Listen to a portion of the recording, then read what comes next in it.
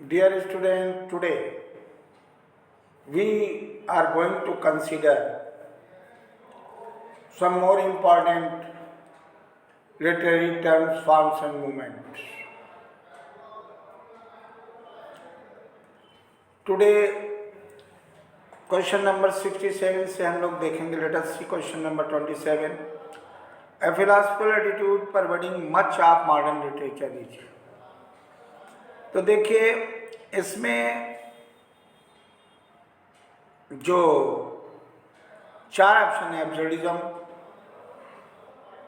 जो बेतुकावाद, डेडिज्म, अति यथार्थवाद को कहते हैं, इमेजिज्म जो कल्पनावाद है, छविवाद, और सॉलिज्म. डेडिज्म मतलब जिसका एक तरीके से इसमें भी वही है और सॉलिज्म भी वही, और ये सब अर्ली 19th मतलब जो विक्टोरियन एज और रोमांटिक एज से जो अर्ली 20th सेंचुरी का एक ट्रेडिशन है, उसमें एब्सर्डिज्म, डेडिज्म, इमेजिज्म, सॉलिज्म. सॉलिज्म में क्या होता है कि ये जो टर्म है ये रियलिटी और फैंटेसी दोनों का मिश्रण है.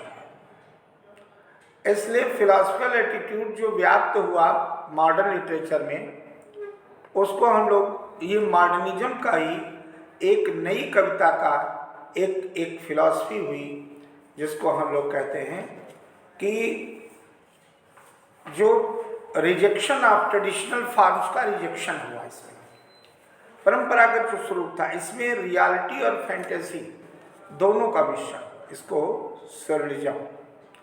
इसलिए इसका आंसर होगा सॉलिज्म डी. आइए नेक्स्ट क्वेश्चन देखते हैं. The term magic realism. अच्छा, अब आप देखिए सॉलिज्म में अभी आपने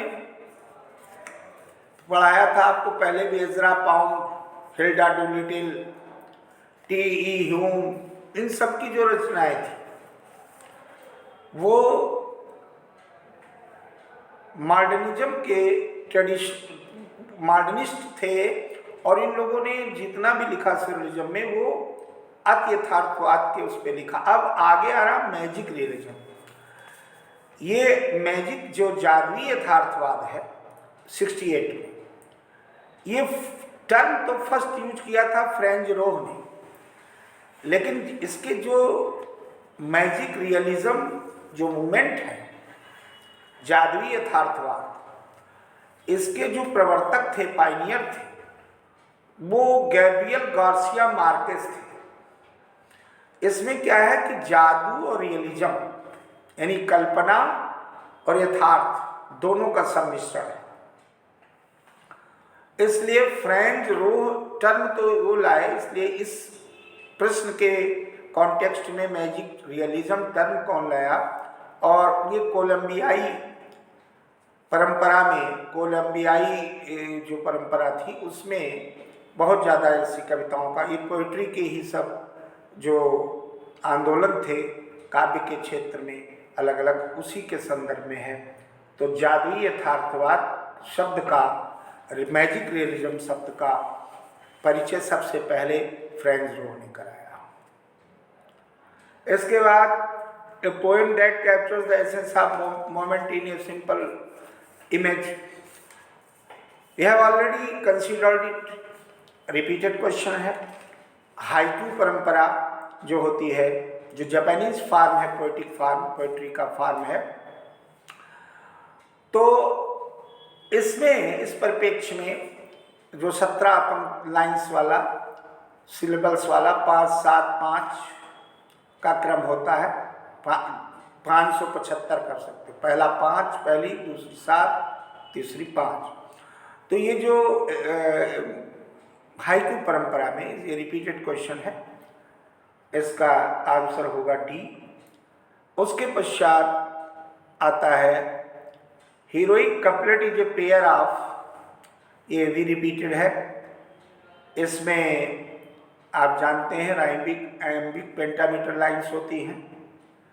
तुकांत 10 मात्राओं वाली कविता यानी 5 चरण में, इसलिए इसका एप्रोप्रिएट आंसर ए होगा। क्या होगा?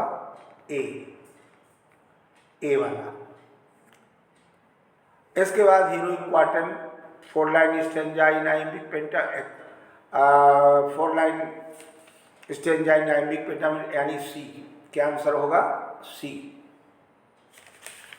इसका आंसर है सी। ओहो, ये फिर से देख लें, इसका आंसर है सी। इसके बाद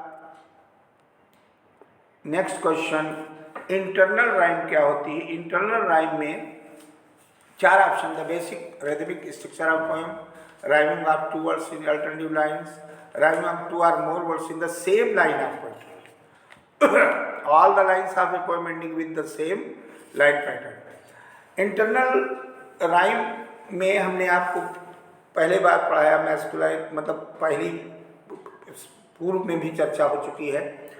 जो आंतरिक राइम होती है उसमें होता क्या है कि उसमें जो राइमिंग है, आप 2 or more words in the same line of poetry, उसको हम 2 या 2 से अधिक शब्द सेम लाइन ऑफ पोइट्री में उसी पंक्ति में आते हैं। इसका सी आंसर है। सिंबॉलिस्ट मूवमेंट वाज इन्फ्लुएंस्ड बाय, जो सिंबॉलिस्ट जो प्रतीकवादियों का आंदोलन था वो कब से शुरू हुआ, इस पर आइए विचार करते हैं। तो इस पर चर्चा पहले हुई है और मैंने बताया था कि इसका जो एलन पो है, Edgar Allan Poe, poetic theory है उनका काव्य सिद्धांत, सिंबॉलिस्ट मूवमेंट के संदर्भ में, इसलिए इसका appropriate answer A. Question number 74, who among the following is associated with the ideology of utilitarianism? Utilitarianism उपयोगितावाद, इसके कौन इससे जुड़े थे? चारों में से तो 4 नाम हैं, जे फ्राउड, चार्ल्स किंग्सले, जे.एस. मिल और कार्डिनल न्यूमैन। तो इसको आप पहली बार पढ़ रहे हैं, जान लीजिए कि इसमें जो जे.एस. मिल है, जॉन स्टुअर्ट मिल, वो उपयोगितावाद के से जुड़े हुए हैं, यूटिलिटेरियनिज्म, इसलिए c answer. Next question, let us see, arrange the following in ascending order in terms. तो असेंडिंग ऑर्डर इन टर्म्स में आप देखिए, एपिग्राम, फिर स्टेंजा, फिर सोनेट और एपिक।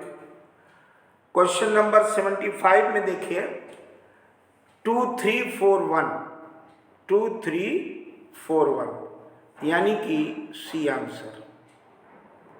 इसके पश्चात question number 76, romantic movement had its antecedents इन।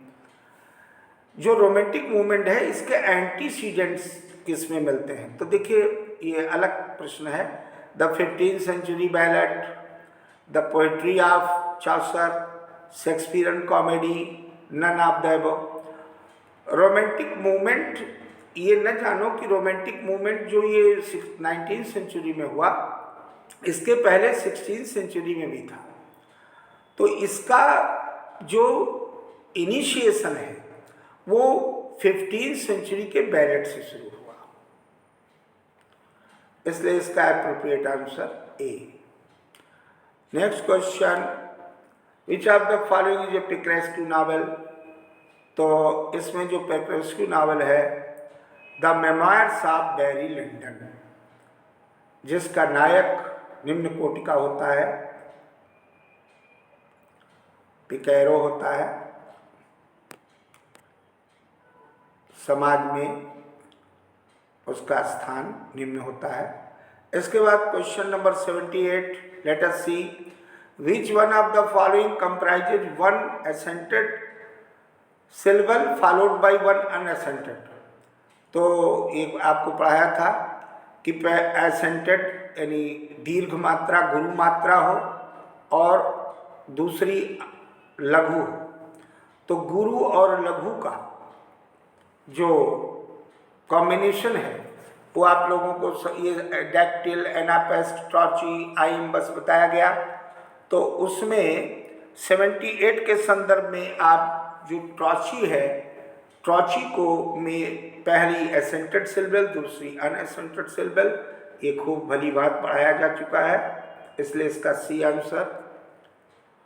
और the members of the aesthetic movement share their mystical sympathies through its public voice. तो रेड बुक, ब्लू बुक और येलो बुक और green book, तो ये जो मिस्टिकल सिंपैथीज है वो public voice, जन आवाज के रूप में जो उद्गार प्रकट हुए।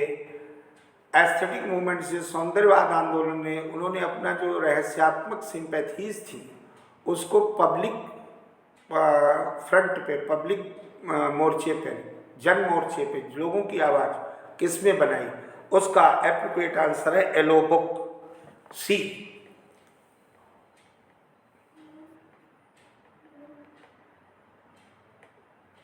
इसके बाद नेक्स्ट क्वेश्चन जाना पहचाना है और कई बार पढ़ चुके हैं, इसलिए इसमें बिना रुके हुए तुरंत आप देख लें। Oxford movement which was led by the teachers was essentially, और वो थे रिलीजियस मूवमेंट। कई बार इस पर चर्चा हो चुकी है। अब इसके बाद question number which known as the father of deism and the forerunner of enlightenment. तो ये बताना आपको चाहेंगे कि जो डीज और फोररनर ऑफ द इनलाइटनमेंट हैं वो कौन थे।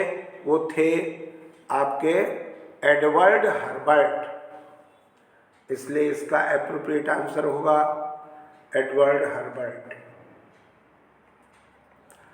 इसके बाद देखिए अगला बहुत महत्वपूर्ण है। French poet is believe to the real originator of surrealism, who is he. French poet माना जाता है वास्तविक ओरिजिनेटर ऑफ सरलिज्म का।